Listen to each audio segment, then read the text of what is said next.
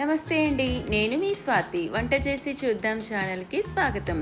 బయట దొరికే స్ట్రీట్ స్టైల్లో వేడివేడిగా స్పైసీ అండ్ టేస్టీగా సింపుల్గా చౌమిన్ నూడిల్స్ ఇంట్లోనే ఎలా తయారు చేసుకోవాలో చూద్దాము. సింపుల్గా ఇలా చేసుకోండి, చాలా బాగుంటుంది. వేడివేడిగా సర్వ్ చేసుకుంటే సూపర్గా ఉంటుంది. ఇప్పుడు తయారీ విధానం చూద్దాము. ముందుగా ఒక బౌల్లోకి కొన్ని వాటర్ వేసుకొని, మీకు ఎంత క్వాంటిటీలో కావాలి అనుకుంటే నూడిల్స్ వేసుకొని కొంచెం ఉప్పు వేసుకొని ఒక 90% వరకు ఉడికే వరకు అలానే ఉండాలి. ఉడికిన తర్వాత స్ట్రైనర్లో వేసుకొని చల్ల నీళ్లు వేసుకొని ఒకసారి మిక్స్ చేసుకోవాలి. ఎందుకంటే అంటుకొని ఉండకుండా, అంటే స్టిక్గా రాకుండా ఉండడానికి ఇలా వేసుకోవాలి.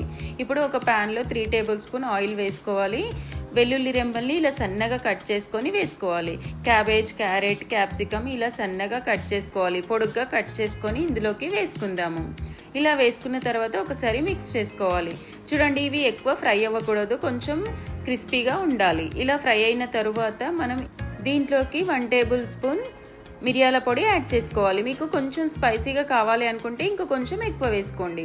ఇలా వేసుకున్న తర్వాత ఒకసారి మిక్స్ చేసుకోవాలి. ఇలా మిక్స్ చేసుకొని టమాటా కెచప్ ఒక 2 టేబుల్ స్పూన్, వెనిగర్ ఒక 2 టేబుల్ స్పూన్, సోయా సాసు ఒక 2 టేబుల్ స్పూన్ వేసుకోవాలి. ఇవన్నీ సేమ్ క్వాంటిటీలో వేసుకోండి. ఇప్పుడు ఇలా వేసుకున్న తర్వాత దీన్నంతా ఒకసారి మిక్స్ చేసుకోవాలి. ఎక్కువసేపు ఫ్రై చేసుకోకూడదండి, ఒకసారి మిక్స్ చేసుకుంటే సరిపోతుంది. చిల్లీ ఫ్లేక్స్ ఒక 2 టేబుల్ స్పూన్ వేసుకోవాలి.